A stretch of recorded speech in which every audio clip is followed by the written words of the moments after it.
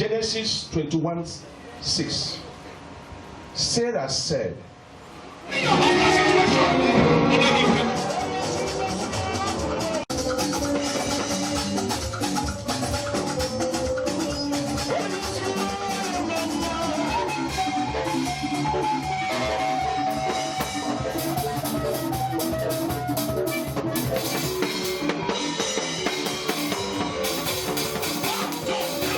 obedience and servitude will take over you people in the name of Jesus.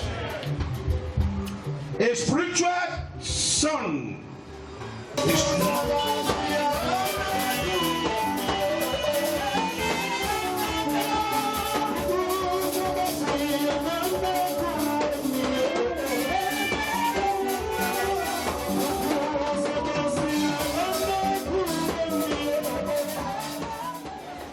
I join my grace with the grace of this my son.